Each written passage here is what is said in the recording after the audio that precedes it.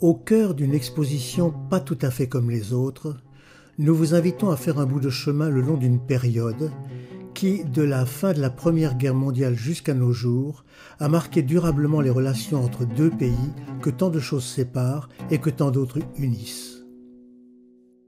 Le but de cette visite n'est pas de faire un cours d'histoire, mais de montrer au travers d'une fresque historique très particulière comment, de l'effondrement de fragiles démocraties broyées par un déferlement barbare sur l'Europe, peuvent émerger tant de compassion, d'héroïsme, de solidarité, de courage et d'humanité.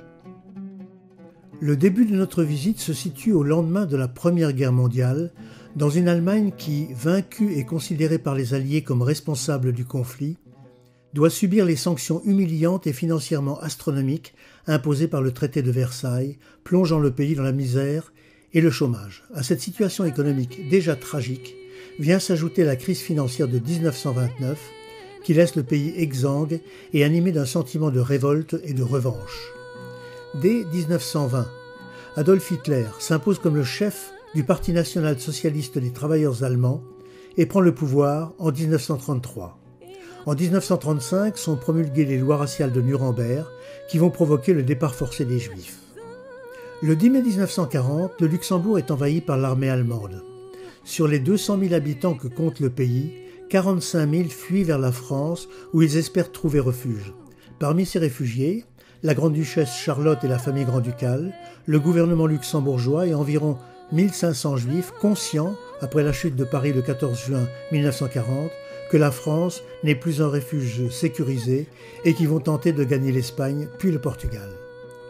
Pour beaucoup d'entre eux, le salut viendra du consul portugais à Bordeaux, Aristides de Sousa Mendes, qui, bravant les ordres reçus, délivre des milliers de visas. Une situation qui va provoquer un afflux de réfugiés à Vilar-Formoso, principale ville frontière entre l'Espagne et le Portugal.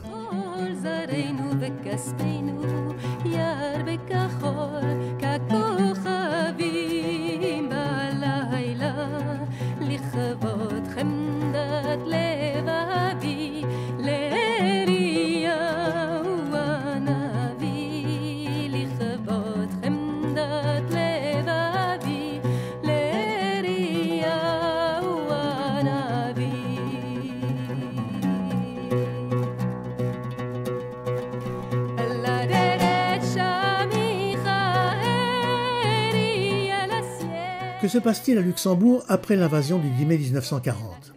L'administration militaire allemande, en dépit de mesures restrictives et de réquisitions, montre un comportement correct envers la population luxembourgeoise, la protégeant même des excès de certains fanatiques nazis.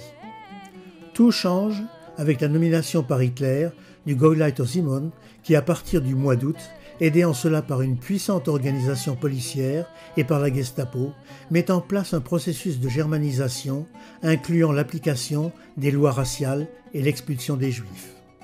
Dès le mois de juillet 1940, le consistoire israélite met en place une filière d'évacuation vers le Portugal. 3 hommes vont étroitement collaborer pour la réussite de ce projet. Le grand rabbin de Luxembourg, Robert Serebrennik, le commerçant Albert Nussbaum, président du consistoire jusqu'en octobre 1940, et un officier allemand, le capitaine baron Franz von Neunigenhühne, responsable du bureau des passeports. Un 4e homme, le consul américain George Plattwaller, leur apportera son aide jusqu'à son départ en 1941.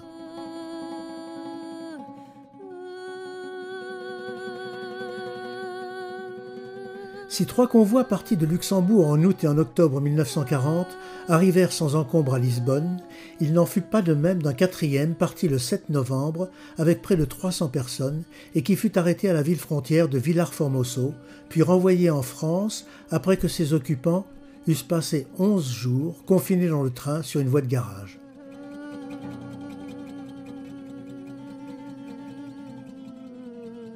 Dénués de tout, ces malheureux trouvèrent auprès d'une population locale pauvre et qui subissait elle-même le poids d'un régime autoritaire, la compassion, la sollicitude et l'aide alimentaire dont ils avaient grand besoin.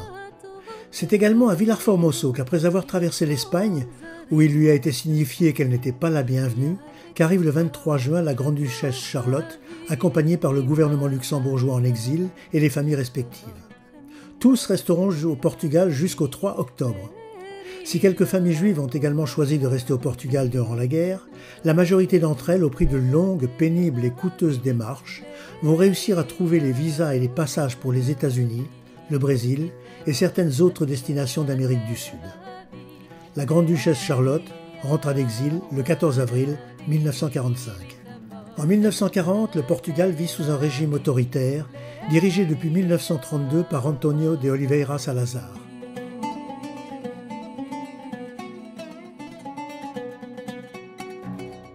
Une nouvelle constitution, l'abolition des partis politiques et des syndicats libres, ainsi que la création d'un État corporatiste et d'une police politique qui n'hésite pas à pratiquer la torture, sont les fondements du nouveau régime. La population, essentiellement rurale, vit alors dans une profonde misère. Fuyant la précarité ou l'incorporation forcée dans une armée très engagée dans les conflits coloniaux, de nombreux Portugais fuient leur pays. Le 25 avril 1974, la révolution des œillets met fin à la dictature de Salazar et le processus de démocratisation permet au pays de trouver son chemin en adhérant à la Communauté économique européenne en 1985. Aujourd'hui, la très importante communauté portugaise au Luxembourg contribue à l'édification de l'un des pays les plus prospères d'Europe.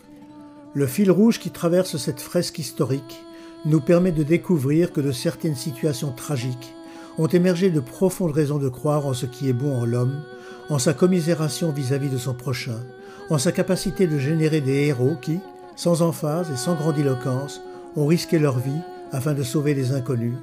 En ce qu'à la banalité du mal chère à Hannah Arendt, il est possible d'opposer la noble banalité du bien.